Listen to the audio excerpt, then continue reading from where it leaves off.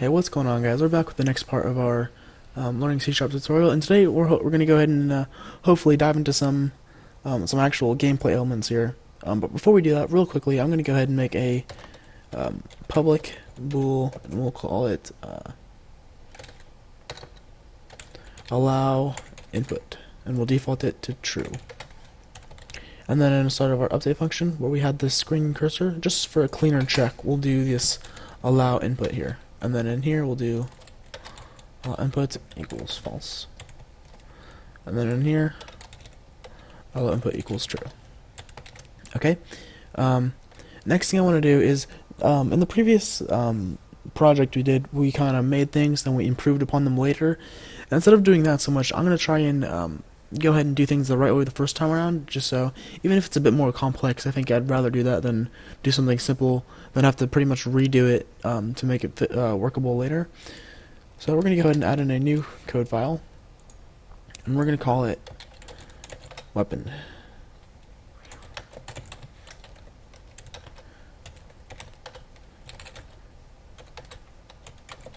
It's going to be very similar to the weapon class from our 3D platformer. Okay, let's go ahead and do a public string name, a public texture 2D. In fact, I'm going to go ahead and copy this here. So we've got a name, an overlay, or we don't need that. We can put this back in here. And the sensitivity. Next, we're also going to want a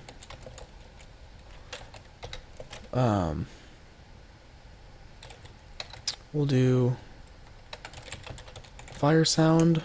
We want a public audio clip.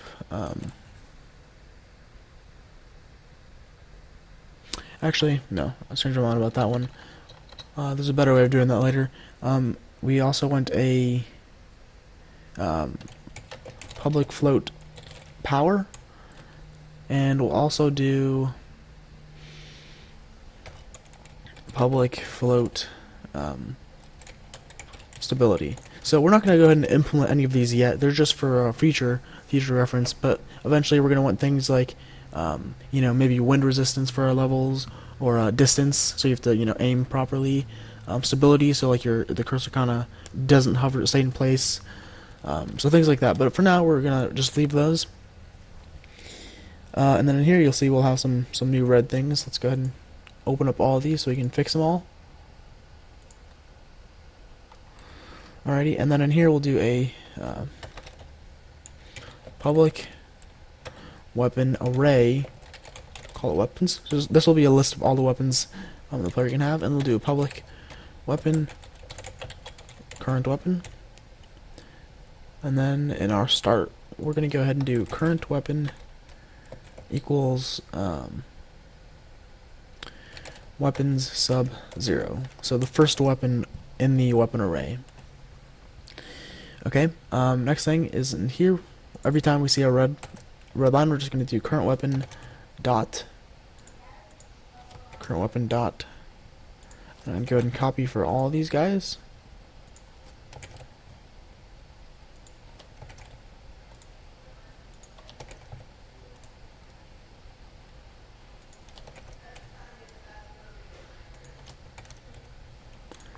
Okay. Now let's go ahead and make sure all this compiles correctly. So as you can see, we now have a weapon array, weapon array, and a current weapon slot. Let's go ahead and slide this in. We'll call this the Springfield, the overlay. We'll drag in this guy. The scalar we'll put in 10. This is pulled from another project of mine. Fire, and then power we'll do I don't know, 10, and then stability we'll do 2. Since those don't mean anything, it doesn't matter what we put in there. Hit play, and there we go.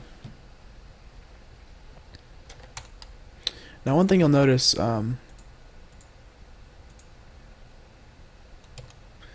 is you start off to the bottom left, sort of like down here, and the reason for that is because it's kind of a bad practice to lock the cursor automatically. You should probably wait for an input and then lock the cursor, because it's not guaranteed that when it's playing your cursor is even over it.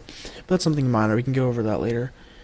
And so let's go ahead and actually start to begin some gameplay elements that I keep promising we're gonna do.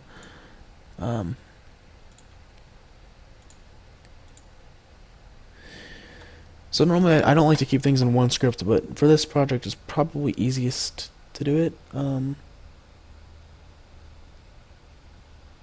Yeah, because we've gone ahead and already put in our weapon class in here. So we're gonna go ahead and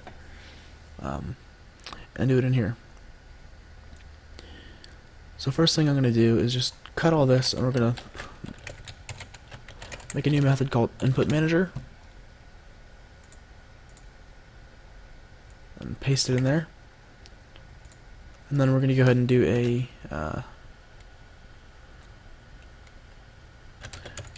shoot manager. Even though this does take input, I think it's better to give it its own method, because it can get kind of complex in here. Maybe not for something like this, but for FPS games, your shooting mechanisms are usually pretty complex. So first we'll do if input dot get mouse button, or actually instead we're going to do get button down, and then we'll do fire, which is defaulted to our left mouse button. Then we'll do audio source dot play clip at point, current weapon dot fire sound transform dot position. Then we want to let's do calculate raycast or linecast. We'll do that in a later video. Next we want to start coroutine,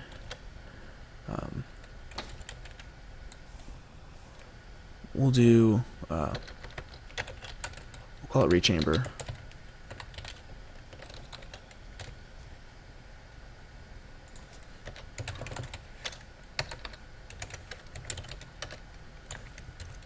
Let's go ahead and make this. Well, we're not going to make it right now, but we're going to go ahead and at least start to implement it.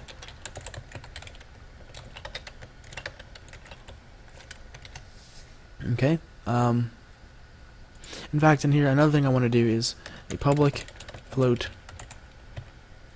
rechamber time. We'll default it to 1 second. Okay. And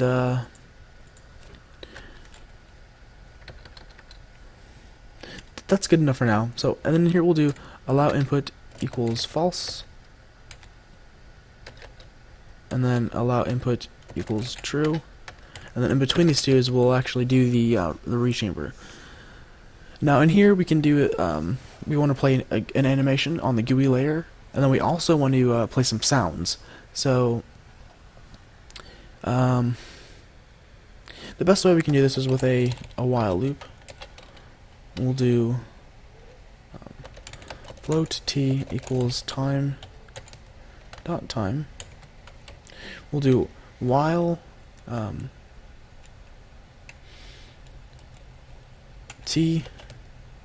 do while time dot time minus t is less than current weapon dot rechamber time, yield return null. So wait a frame. So keep waiting until our rechamber time has been elapsed, and then it'll automatically break out and allow input.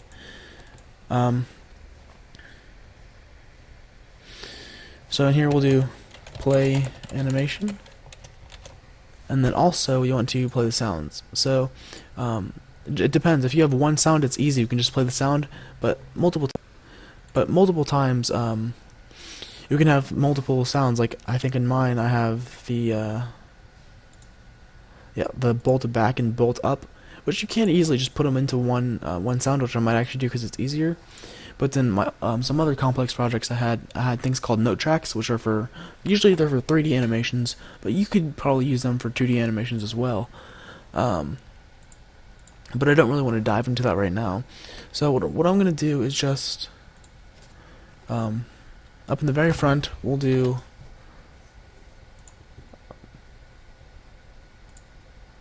we'll add in a public audio clip.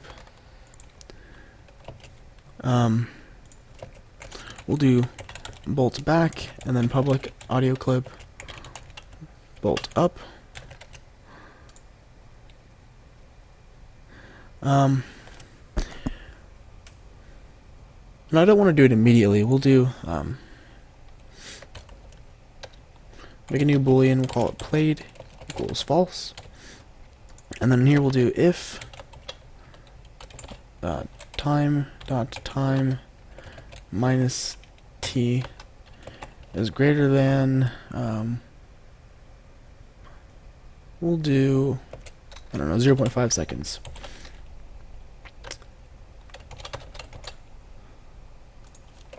And we haven't played yet, then we'll set played to true, so we have played, and then we'll do audio source dot play clip at point current weapon dot bolt back transform dot position, and then once we're done, we'll do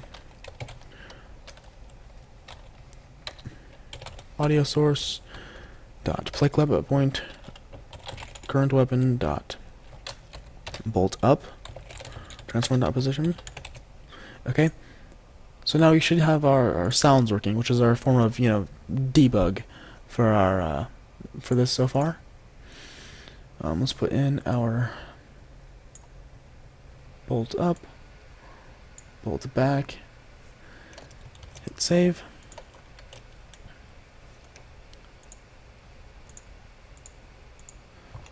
And input button fire is not set up. I thought it came default.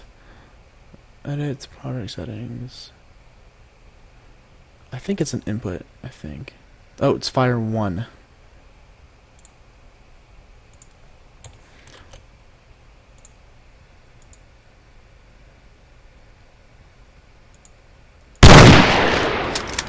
Scared the crap out of me. Okay, so we can click and fire. Then if you could hear afterwards, it was the bolt back and bolt forward. And as you can see, I'm moving my mouse around. It doesn't start to move until after the rechamber is finished. Okay, so that's actually a really high rate of fire. I didn't realize it. So let's go ahead and change the rechamber time to like 2.5. The first weapon in the game shouldn't be, super overpowered. Okay, that's a little too much. How about something like 1.75?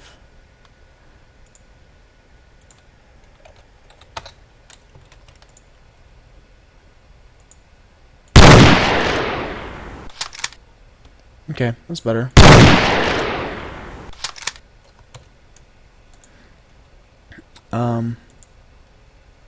And actually, the next thing I want to do is another way we could do this is do our well, never mind. Forget it. I'm trying to keep things simple, but my mind is thinking complex, so just forget that. So in the next video, we're gonna go ahead and talk about our Gui animation. Either that, or we're gonna dive into our actual line casting for detecting where we hit in world space. So until then, I'll see you guys next time.